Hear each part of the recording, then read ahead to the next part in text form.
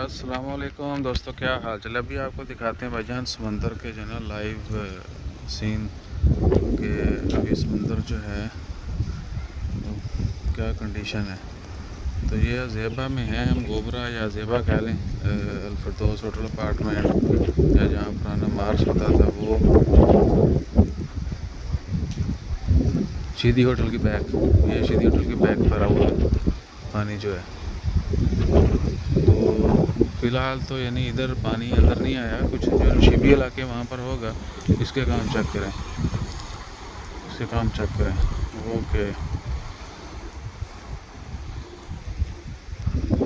तो पानी जो है काफ़ी जो है ना पहले से ज़्यादा। सुबह तो इतनी हाइट नहीं थी वेव्स की, अभी काफ़ी ज़्यादा है।